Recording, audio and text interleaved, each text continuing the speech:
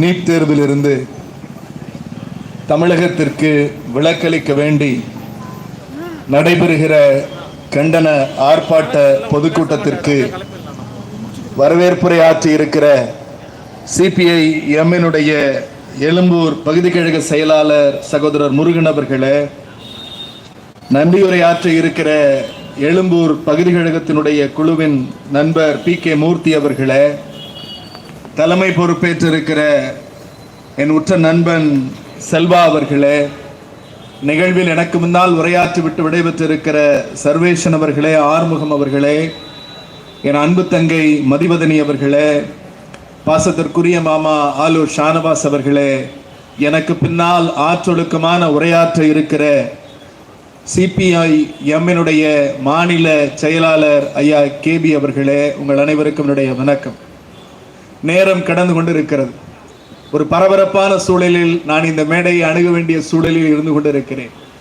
இருந்தாலும் கூட நீட் என்பது இதோ அரசியல் செய்வதற்கான பொருள் அல்ல என்பதை கடந்து எங்கள் உயிரோடும் உணர்வோடும் ஒன்றி இருக்கிற ஒரு செயல் நீட் எதிர்ப்பு என்று சொல்லி முத்தமிழறிஞர் டாக்டர் கலைஞர் அவர்கள் இன்றைக்கு இருக்கிற அரசியல் தற்குறிகள், நாங்கள் விவாதங்களிலே போனால் மூளைகளுக்கு பதிலாக மாட்டுச்சாணியை நிரப்பி கொண்டு வருகிற சங்கி கும்பல்கள் எல்லோரும் சொல்லுகிற ஒரு செய்தி, திமுகவும் காங்கிரசும் இருந்தபோதுதான் நீட் கொணரப்பட்டது, நீட் கொண்டு வரப்பட்டது காங்கிரஸ் ஆட்சியில் என்பார்கள்.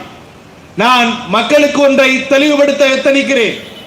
என் தங்கை வரலாற்று ரீதியாக சில செய்திகளை சொன்னால் நான் 3 கோணங்களில் நீட்டை அணுகுகிறேன். ஒன்று அரசியல், மற்றொன்று நம் தமிழ்நாடு, 3 சனாதனம். இந்த 3 படிநிலைகளில் ஆராய்ந்து பார்த்தால் தமிழனுக்கு, தமிழின் வளர்ச்சிக்கு, தமிழனுடைய உயர்வுக்கு இந்த சனாதனவாதிகளால் போடப்பட்டிருக்கிற தடைதான் இந்த நீட் என்கிற அயோக்கியத்தனம் என்பது வெட்ட வெளிச்சமாகும். முத்தமிழறிஞர் டாக்டர் கலைஞர் கடிதம் எழுதுகிறார். அன்றைக்கு கப்பல் சிப்பல் மக்கள் நல்வாழ்வுத்துறை மனித வள மேம்பாட்டுத்துறை அமைச்சர் கலைஞர் சோனியா காந்திக்கும் அன்றைய பிரதம மந்திரி மன்மோகன் சிங்கிற்கும் கப்பல் சிப்பல் 3 பேருக்கும் கடிதம் எழுதுகிறார். நுழைவு தேர்வு எந்த வடிவத்தில் வந்தாலும் எதிர்க்கிற முதல் மாநிலம் தமிழ்நாடு, முதல் களப்பலியாக நானே ஆவதற்கு தயார் என்று முத்தமிழறிஞர் டாக்டர் கலைஞர் கடிதம் எழுதுகிறார். பதறி போகிறார் சோனியா காந்தி. அதை என்னவென்று விசாரிங்கள் என்று சொல்லி கப்பல் சிப்பல் சென்னைக்கு வருகிறார். கலைஞரோடு விவாதிக்கிறார். நீங்கள் கொண்டு வர போகிற நீட் நுழைவுத் தேர்வு என்பது தமிழகத்தில் நீட்டை கொண்டு வந்தால் நுழைவுத் தேர்வு ரத்து சட்டத்தை நாங்கள் நடைமுறைப்படுத்தி இருக்கிறோம். அப்படி நுழைவுத் தேர்வு ரத்து சட்டம் என்கிற ஒரு படி இருக்கிற போது நீங்கள் இந்த சட்டத்தை கொண்டு வந்தால் அது சமூக அநீதி என்று கலைஞர் வாதிடுகிறார்.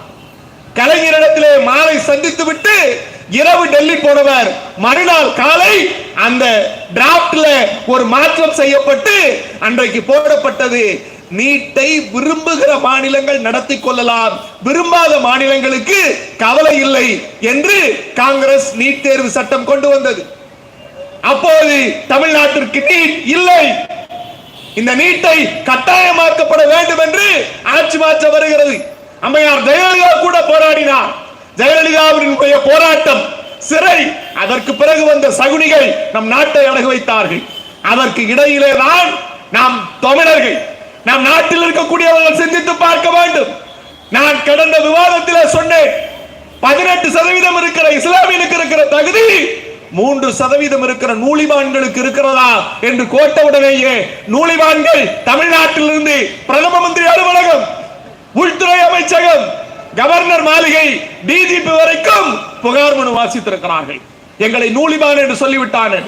நூலிமான்களை நூலிமான் என்று சொல்லாமல் கோலிமான்கள் என்ன சொல்ல முடியும்? அந்த நூலிமான்கள் தான் நீட் தேர்வுக்கு முதல் காரணம். ஏன் தெரியுமா? அல்தமாஸ் கபீர் தலைமையில் நீதியரசர்கள் விசாரிக்கிறார்கள். அல்தமாஸ் கபீர் தலைமையில் நீதியரசர்கள் விசாரிக்கிறார்கள். விசாரிக்கிற போது சொன்னார்கள், it's unconstitutional. NEET entrance exam is unconstitutional, it is unjustice என்று அல்தமாஸ் கபீர் தீர்ப்பு எழுதினார்.